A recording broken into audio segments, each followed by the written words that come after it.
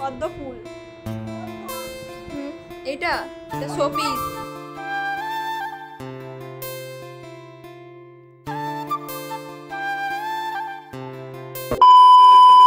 হে everyone, কেমন আছো তোমরা সবাই? আশা করি তোমরা সবাই খুব ভালো আছো। তো আজ আমি তোমাদের কাছে শেয়ার করব আবারও একটা ব্লগ ভিডিও। তো সকালবেলা ঘুম থেকে উঠে পড়েছি, আর ঘুম থেকে উঠে নিচে এসেছি, আর নিচে এসে দেখছি যে সবাই মাঠ থেকে ধান নিয়ে যাচ্ছে। এখন তো মাঠে ধান কাটা হচ্ছে, অনেকেরই ধান উঠে গিয়েছে, তো এই দু একজন ধান নিয়ে যাচ্ছে। এদিকে আমি ফ্রেশ হয়ে রান্নাঘরে চলে এসেছি। আজ আমি ব্রেকফাস্টটা বানাবো। মা একটু বাড়ির কাজ করছিল, তো তাই বললাম যে আমি আজকে ব্রেকফাস্টটা বানাই। আর ব্রেকফাস্টে আজ বানাবো রাজমা আর পরোটা করব ভাবছি। মা কাল রাত্রে রাজমাটা ভিজিয়ে রেখেছিল, আর এতবেলা আমি প্রেসার কুকারে সিটিটা দিয়ে দেব। তো প্রেসার কুকারে রাজমাটা চাপিয়ে আমি এখানে মশলাগুলো বেটে নিচ্ছি। এদিকে মশলাটা বাটতে বাটতে রাজমাটাও সিদ্ধ হয়ে গিয়েছে। তারপর মশলাটা কষিয়ে নিচ্ছি, আর তারপর রাজমাটা দিয়ে দিলেই হয়ে যাবে। রাজমাটা হওয়ার পর পরোটাটা ভাজবো, আর পরোটা ভাজার জন্য আটা মেখে রেখেছি সাইডেই। তো আটা দিয়েই পরোটাটা করছি, ময়দা দিয়ে করছি না। আর ময়দা তেমন একটা খাওয়া শরীরের পক্ষে ভালোও না, তাই ময়দাটা কিছুটা একটু অ্যাভয়েডই করি।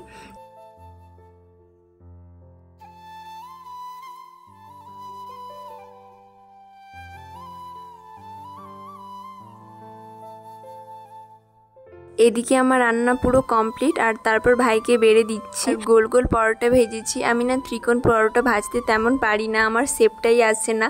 তো এদিকে ব্রেকফাস্ট ভাইকে দিয়েছি, আর আমরাও ব্রেকফাস্ট করে নিয়েছি। তারপর মা উনুনে ভাতটা চাপিয়ে দিয়েছিল, আর এদিকে মা সবজি কাটছিল, তাই বললো যে একটু জ্বালনটা দিয়ে দিতে, আর জ্বালনটা দিয়ে দিচ্ছি। আর আমার না ভিডিওটা করে দিচ্ছে আমার বোন, তো আমার কাকুর মেয়ে, তো তেমন একটা করতে পারছে না। আমি বলছিলাম যে ওদিকে যা, ওদিক থেকে কর, তাহলে পুরোটা আসবে।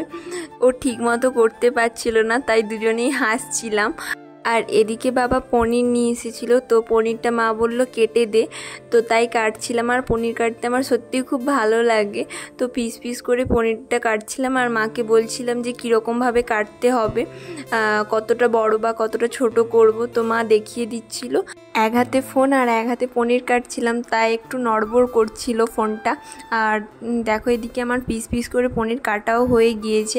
তারপর একদম রান্নায় চলে এসেছি, আর আজকে রান্না হয়েছে পনির আর ওই একটা ডালের বড়া দিয়ে টক আর ঘন্ট।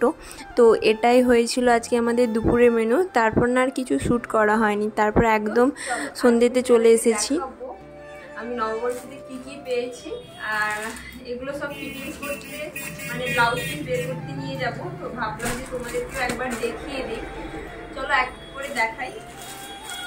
এটা তো তোমরা দেখেছো, এই শাড়িটাও তো দেখেছো, এগুলো তো নিয়ে যাব। আর এই দেখো আদি মোহিনীমোহন থেকে শাড়ি নিয়েছিলাম নববর্ষেতে, হাজব্যান্ড দিয়েছিল, আর মা বাবা একটা শাড়ি দিয়েছিল, সেটাও তোমাদেরকে দেখাবো। চলো দেখাই তোমাদেরকে। আগে মা বাবা কি দিয়েছে সেটা দেখাই। এটা মা বাবা দিয়েছে একটা হলুদ জামদানি বলতে পারো, হলুদ লাল। তো ভালো লাগছে, খুব সুন্দর শাড়িটা। একবার তোমাদেরকে খুলে দেখাই, তাহলে তোমরা আরো বুঝতে পারবে।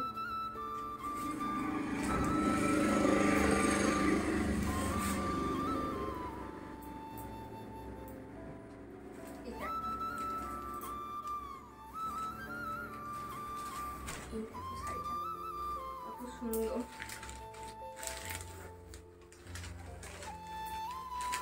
কোনো পুজো দিতে গেলে বা কোথাও দারুণ লাগছে শাড়িটা, একবার দেখো। আর দাঁড়াও, শাড়িটা একবার আমি গায়ে দিয়ে দেখি। আচ্ছা, আমিও না সত্যি কথা বলতে খুলে তেমন একটা দেখা হয়নি, এখানেই ছিল। কেমন লাগছে অবশ্যই কিন্তু কমেন্ট করে জানিও। আর চলো পরেরটা তোমাদেরকে দেখাই।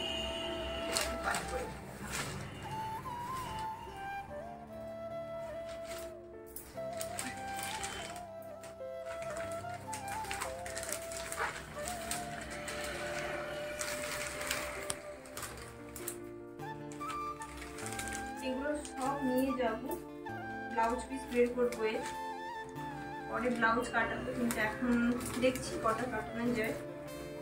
তো এটা রাখছি, আর তারপর দেখো এটা আদিমণিমোহন থেকে কিনে দিয়েছে। আমার খুব শখ ছিল একটা আদিমণিমোহন থেকে শাড়ি নেব।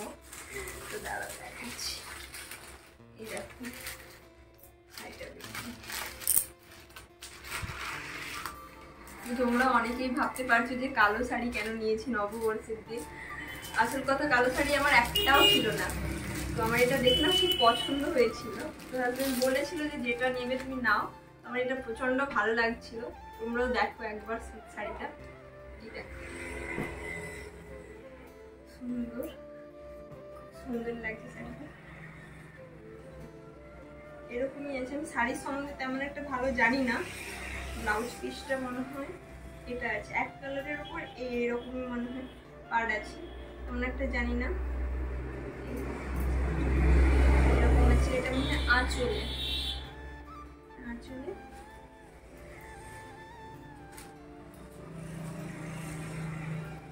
শাড়িগুলো তো তোমরা সব দেখলে, আর এগুলো না এরপর আমি যাব ব্লাউজ পিস মানে বের করতে, আর পরে ব্লাউজ পিস কাটাবো। তো এখন যাচ্ছি, আর কাল না বাড়ি যাচ্ছি। তো তাই জন্য আজকে তাড়াহুড়ো করে দিতে যাচ্ছি, কারণ নাহলে আর সময় হবে না। কালকের পর থেকে আর কোনো কিছু ক্যাপচার করা হয়ে ওঠেনি। একদম দুপুরবেলা চলে এসেছি পরের দিন। তো তাড়াতাড়ি একটু রেডি হচ্ছিলাম, কারণ দুটো ভিডিও বানাবো, তারপর বাড়ি যাব। এদিকে মনটাও অনেকটা খারাপ। তো অনেক দিন পর বাড়ি যাচ্ছি। অনেক দিন পর বলতে প্রায় 1 সপ্তাহ হয়ে গিয়েছে আমি এখানে এসেছি, আর তারপর আমি বাড়ি যাচ্ছি। মায়েরও মনটা খারাপ। এখানে থাকলে প্রচণ্ড হাসি খুশিভাবে থাকতে পারি, কিন্তু বাড়ি গেলে হয়তো অতটা পারি না। কিছু তো করার নেই, তাও বাড়ি যেতে হবে। আর জানো তো, আমার পেছনে অনেককেই বলতে শুনেছি কেন এত বাপের বাড়ি যায়, শ্বশুর বাড়িতে কেন এত থাকে না, বা এটসেট্রা অনেক কিছুই বলতে শুনেছি। সেসব কথা বা নাই বললাম। আমি একটা কথা সত্যিই বুঝতে পারি না, যে মানুষ পরচর্চা পরনিন্দা করে কী লাভ পায়। মানুষকে কাঁদিয়ে বা মানুষকে কষ্ট দিয়ে কতটা সে খুশি হয়, সত্যিই বুঝতে পারি না এখনও। আমি আমার বাপের বাড়িতে থাকি বা শ্বশুর বাড়িতে থাকি, এটা নিয়ে কিন্তু আমার হাজব্যান্ডের কোনো প্রবলেম নেই। সেই মানুষটা সবসময় চেয়েছে যে আমি ভালো থাকি, আমি হাসি খুশি থাকি। তার জন্য অনেক কিছুই করেছে, না বলিনি কোনো দিনও, আর করেও যাচ্ছে এখনও পর্যন্ত। তার জন্য তাকেও কম কথা শুনতে হয়নি। আর যদি বলো শ্বশুরবাড়ির কথা, শ্বশুরবাড়ির কথা নাই বা বললাম। বিয়ের পর শ্বশুরবাড়ি কী জিনিস সেই মেয়েটাই বোঝে, যার একমাত্র বিয়ে হয়েছে। বিয়ের পর থেকে অনেক কিছুই সহ্য করেছি, বা এখনও হয়তো করে যাচ্ছি। অনেকের অনেক কথা শুনেছি, কেঁদেছি, কিন্তু তাও কিছু বলতে পারিনি, শুধুমাত্র অশান্তির ভয়ে। আর জানো, অনেক কিছু মানিয়ে নেওয়ার চেষ্টা করেছি, কিন্তু অপর দিকের মানুষজন হয়তো আমাকে মানিয়ে নিতে পারেনি। কেন আমায় মানিয়ে নিতে পারেনি, সত্যি কথা বলতে এখনও আমার অজানা। কিন্তু এটা আমি মনে করি, দিন শেষে যখন আমি আয়নার সামনে নিজেকে দেখি, তখন এটাই মনে হয় যে আমি কোনো ভুল করিনি, বা আমি কোনো দোষ করিনি, বা আমি কাউকে ছোট করে কোনো কথাও বলি। তাও অনেক কিছুই শুনতে হয়েছে অনেকেরই কাছ থেকে। কিন্তু আমি মনে করি, আমি যদি কোনো ভুল না করি বা আমি কোনো দোষ না করি, তার বিচার ঠিক একদিন ভগবান নিশ্চয়ই করবে। আর জানো, তোমাদের কাছে অনেক কথাই শেয়ার করতে ইচ্ছে করে, মন খুলে কথা বলতে ইচ্ছে করে, কিন্তু কি বলো তো, সব কথা তো আর সোশ্যাল মিডিয়াতে বলা যায় না, আর বলাটা ঠিকও না। আমি মনে করি যে সব কিছু হয়তো একদিন ঠিক হয়ে যাবে। ওই একটা প্রবাদ আছে না বাংলায়, আশাই মরে চাষা। আর জানো, আমারও ঠিক সেই অবস্থাই হয়েছে। যাই হোক, ছাড়ো ওসব কথা, বাদ দাও। আর ইমোশনাল হয়ে হয়তো অনেক কথাই বলে ফেলেছি। আর এদিকে মা আমাকে বাড়ি আসার জন্য একটু এগিয়ে দিল, আর কিছুক্ষণ পরে টোটোও পেয়ে গিয়েছি। আর আমার বাড়ি থেকে শ্বশুরবাড়ি প্রায় 10-15 মিনিট সময় লাগে, তারই মধ্যে শ্বশুরবাড়ি পৌঁছে যাব। ওটা তো লোটাস, পদ্ম ফুল। এটা শোপিস। হ্যাঁ, লাইট। লাইট। কে কিনে আনছে? কাকু।